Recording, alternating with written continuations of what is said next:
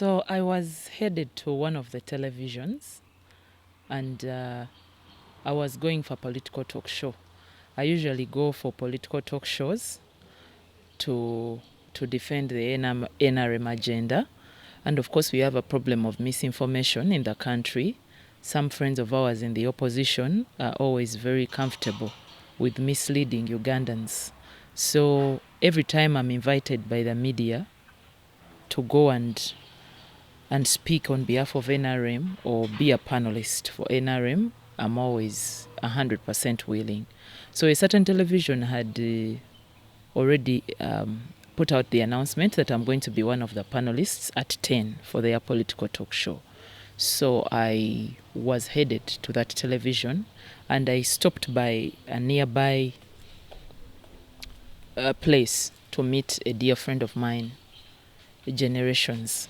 But it is very interesting that friend of mine has always told me, even when I was still campaigning, that you're going to become a minister. Though she used to tell me that you're going to become a minister for women, you're going to become a minister for those. She didn't know what ministry to say, but she would say, you're going to become a minister for those Bantu Bawansi. So it was very interesting. I have been trying to meet her about the past 3 weeks, and she has also been trying to meet me. But every time I make a program, either I don't have time or she doesn't have time. So interestingly, yesterday I got the time. I told her I will see you as I head to that television for the political talk show. And I think I had only spent 5 minutes with her, and my phone started calling off the hook. I said, but some people are not fair. At 8 in the day, you have picked about 500 phone calls. Even at 8 o'clock, they are still calling. I think between 8 to 8:30. I don't remember.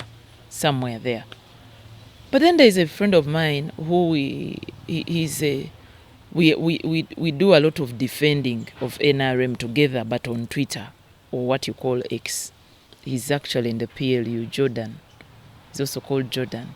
So I said, Jordan never calls me on direct line. He always calls. Actually, we meet on the Mikutu, on social media, because we are always there together. So he picked up and he said, I'm so happy. I don't know how I will thank the president. If I could see him now, I would give him a piece of chicken. He has made you a minister on local government. I said, So I told her, the lady, I hung up on him. I said, people have now started fake news. You know, there are those lists that people usually produce. Ever since we're in Chankwanzi, they have been producing funny lists of ministers, and somehow I'm there. So I told her, the lady I was with, that you Generations, she's also a journalist, but on social media. I told her, you're the one who has been doing these predictions. Now people have started fake news because of people like you. You do predictions, now people want attention. There is nothing much going on in the country. Now they have started what? Fake news. The speaker's race has been dominating the media. Now there is nothing to talk about. They have started fake news. Jordan called again. I told him, please, you spare me your fake news. He said, you go and check the president's account. I said, some people even make accounts that look like they are for the president. Said, no. Even other officials are posting. Madam, I think she's Marcella has also posted, even who the president's press secretary. Please, you can check. So because I couldn't believe it, I still didn't budge. So the lady said, no, but that is serious. Let's go to Twitter and check. So she went to X and checked the different accounts that you would believe really represent proper information, authenticity, as per the president. So she was so happy. She told me, you're a minister. The president has appointed you a minister. I was so shocked. So the place where we are standing has a very long parking. Out of too much shock, I ran away from her. I don't know where I was running to. I ran like across the parking, and she came running after me. She said, what's wrong with you? Where are you going? I said, I don't know. I'm so scared. And then she said, no, you don't have to be scared. I said, who are you? Why have you been telling me all these things? And then she said, no, it's just a coincidence. But so many people have been saying you're going to become a minister, not just me. So it's just a coincidence. So I was I had too much. I don't know what it was. I don't know if it was anxiety. I don't know what it was. I was overwhelmed with emotions. So she tried to ask the guard I was with that, who did you come with? And he told her that, no, we came with her husband. He's in the car. He has an exam. He's reading. So we went to him, and also because he had an exam, he wasn't online. He was reading because he has an exam on Thursday. So we tapped the car, and he said, "Hey, what's wrong?" So I told him, "Some people are telling me that the president has made me a minister, but I don't know why I'm so scared." So he said, "Sure." He checked online. He said, "It's true." So I was overwhelmed with emotions. I just started crying. I don't know why. So he came out and hugged me, and I think even in the parking and around the area where we were, other people were now getting the news. It was breaking news. So people started to notice me, and they all came where we were. Congratulations. So because the lady is a blogger of sorts, those social media journalists, she put it on her account that she's with me. Now all the journalists started flying in from different media houses and different social media platforms. And I just kept wondering. It's later when I asked, how did all those people come? I said, no, I put on my account. So all of them, got to find out where you were, and they came. So it was very interesting because by the time the television called me to host me, they were calling an MP. And by the time the program ended, they were saying goodnight to a minister appointee, of course. So I am very grateful.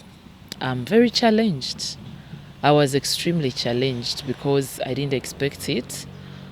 In fact, I kept saying prayers for other people who I want to lobby from. I kept saying, if the president could help me and bring back Honorable Frank Chomwebazi in agriculture, if the president could help me and he doesn't change Honorable Ramirama, because I had already written letters asking for chicks for our people, asking for fertilizer. So I was saying, now I will have to go and explain to a new minister if he could help me.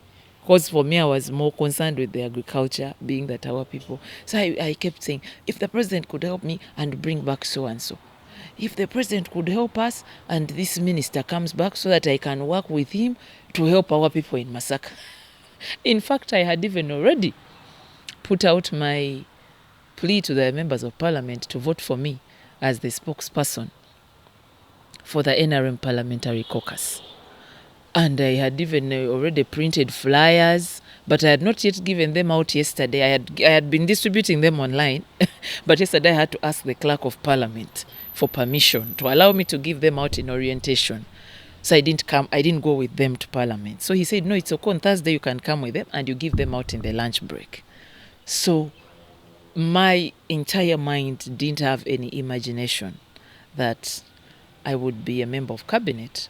So I was so lost in the MPs, and I had even started a WhatsApp group of the people who are going to campaign for me so that I can become the NRM spokesperson for the parliamentary caucus of NRM, because we also have a gap of under declaration in terms of what government has done and also what people should expect. The other day, the president was talking about money for the restaurant owners, and everybody was shocked. Then I told MPs, especially those of the 11th Parliament, why are you getting shocked when you're the ones who passed the budget? You don't know what you passed. You never go back to trace where these monies have gone. The president talks about, and he's very particular. He has his details like on his fingertips. He talks about funds in the ICT for ICT-related starters, young people. Everybody's just shocked, apart from a few programs that are so prominent. He keeps talking about things. So I said, if I could become the spokesperson of the caucus, I can keep waking up the public and also ensuring that the parliament is down to the people and it's more like people-centered. So that was my main focus. Now when I realized that that I had become a minister, it was very challenging. God challenged me. Someone asked me yesterday, one of the journalists, that now President Museveni has ashamed your enemies. Don't you think President Museveni has ashamed your enemies? I said, even me, he has ashamed me. Because even me, I didn't expect. So I'm among the people he has challenged. You can never predict him. He has a very great gift of identification. When you look at the MPs, rather the ministers, and how he has placed them, you can really see he's a person who has a gift of identification. When he made me a senior presidential advisor on Greater Masaka, some people in the office of the president said, oh, Namere is a lawyer and she's quite articulate. I don't know why the president maybe didn't put her in anti-corruption unit or maybe on his press team. But it's after I spent some time in Greater Masaka that they said, oh, the president was right to take Namere to Greater Masaka. She's doing quite some good work. So now I saw people are even commenting that even those who believed Namere would become a minister didn't know exactly where she should be put, because they wanted something a docket that can curb corruption, but they also know I'm very passionate about the ordinary citizens, the wananchi, omuntu wa wansi, the hustler. That's why in Masaka others were saying she should go for the youth because she has this audacity that she needs to impact in the youth. Others would say let her go for the women. She should be deployed in a ministry to do with women because she's so passionate about the single mothers. In Masaka they call me lawyer wabayiribi, mama mata, they call me all sorts of things, muzukulu wa jjajja. So people thought ministries are, but now when he placed me in local government, everybody was like, oh, that is so spot on.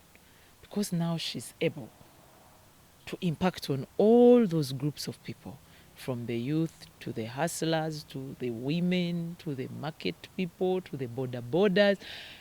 You know, everybody said, how brilliant is this choice? It's so brilliant. You know, the president is just spot on. So I thank him. I thank him so much.